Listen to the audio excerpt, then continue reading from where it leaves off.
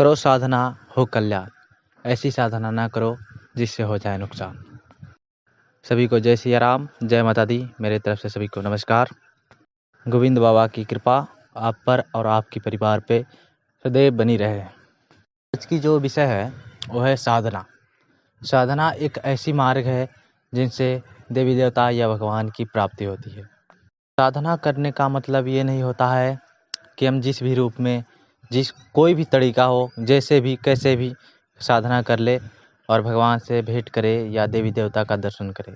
साधना का बहुत महत्वपूर्ण मतलब होता है। देखिए, कोई भी कहता है साधना कर लो। साधना करने का ये मतलब नहीं होता है कि कोई बोला और हमने साधना उठाई और कर भी ली।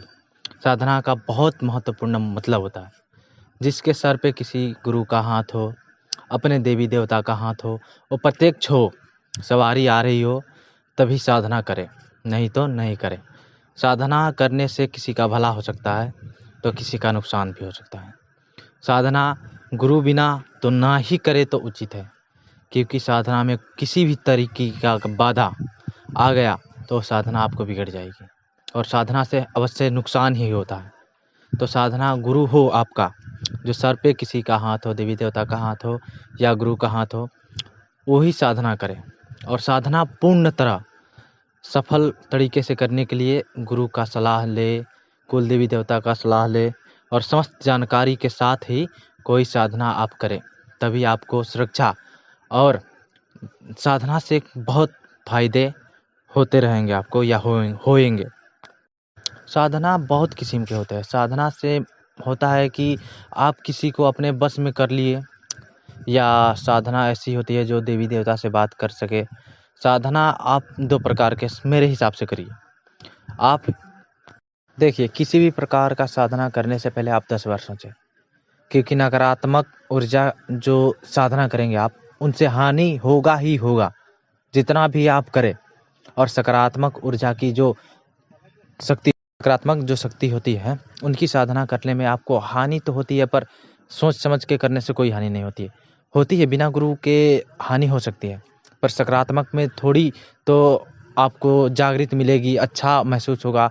थोड़ी गलती हो जाए फिर भी माफ़ हो सकता है, लेकिन आप नकारात्मक जब भी साधना करेंगे नकारात्मक शक्ति की, तो आपको अनिष्ट होना ही होना है, क्योंकि उनको भोग चाहिए, अलग किस्म के चाहिए, सब कुछ अलग चाहिए।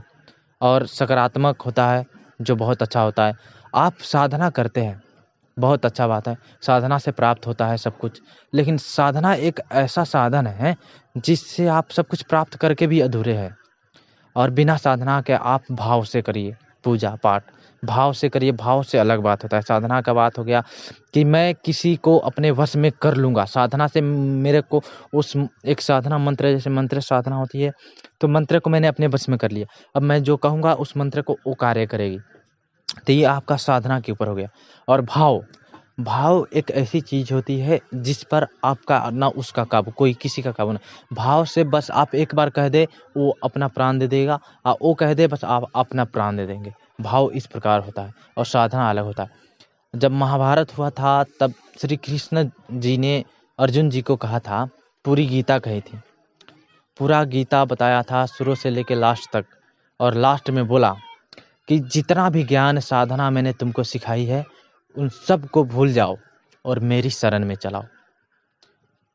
इसका मतलब आप समझे, पूरी जितने भी ज्ञान हैं, गुण हैं, आप छोड़ दीजिए उन सबको।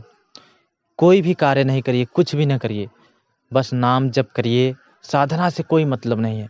जिस भी देवी देवता का पूजा करते हैं, जिस भी भगवान का आप मानते हैं, उस भगवान की चरणों में अपने आप को समर्पित कर दो भैया, सब कुछ मिल जाएगा।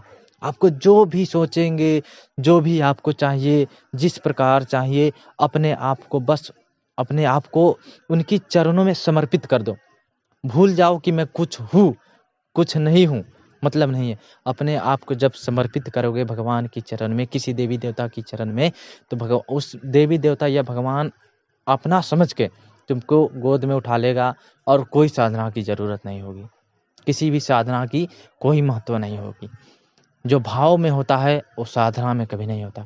साधना आप करेंगे तो आपको घमंड होगा, से ये मेरी काबू में है, ये मेरी वश में है, मैं इनको जो कहूँगा, जो मेरी आज्ञा होगी वही कार्य ये करेंगे। परंतु जो भाव होते हैं, भाव से आपका भला होगा, भला आप किसी और को करेंगे, और जो आप साधना से प्राप्त किए होंगे उनसे आपका अनिष्ट और दूसरे को अनिष्ट करने के लिए सोचेंगे, क्योंकि वो नकारात्मक ऊर्जा होती है और नकारात्मक आप शक्ति अर्जित करना चाहेंगे। कुछ भी करने के लिए आप सोचेंगे से उस शक्ति को मैं अपने काबू में कर लूँ, कुछ कर लूँ। किसी बात की आपको मतलब नहीं होना चाहिए, नकारात्मक सकारात्मक नहीं, किसी भी साधना पर आप विश्वास न करें, केवल आप विश्वास करें तो भाव करें। भाव से बढ़कर कुछ नहीं होता।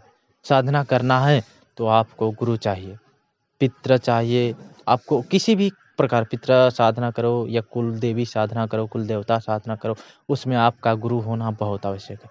गुरु का मतलब होता है आपके सर पे आशीर्वाद। मैं भाव की बात छोड़ रहा हूँ।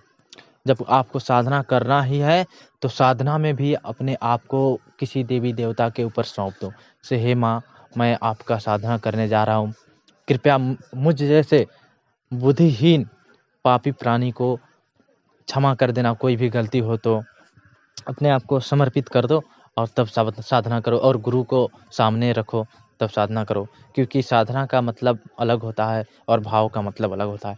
तो मैं सदा ही कहूँगा, मैं अभी तक कोई भी साधना नहीं कर पाया हूँ, ना ही करना चाहता हूँ, क्योंकि मेरे मन में सिर्फ भाव रहते हैं। भावों से मैं चाहता हूँ देवी देवता आए, जो भी कार्य है उनसे हम ले, ना कि हम उन्हें आज्ञा दे से देवी देवता ये कार्य है मेरा, ये करके दो, वो करके दो। नहीं, मेरा कोई कार्य नहीं है, सब उन्हीं का कार्य है जो दुख लेके आते हैं। जो किसी का कष्ट हो, किसी का बाधा हो, मुझसे हो सकता है तो मैं गोहराऊंगा भगवान को, किसी देवी देवता को मनाऊंगा, उनसे प्रार्थना करूंगा, हे माँ, हे देवी देवता, ये मुझसे होने वाला है, मेरे हाथे ही होने वाला है, तो मुझ पर कृपा करिए, मैं ये कार्य करने के लिए तैयार। कृपया आप मेरी चैनल को सब्सक्राइब कर दीजिए और इसी तरह की जानकारी आप तक पहुंचते रहे तो बेल आइकन भी दबा दीजिएगा।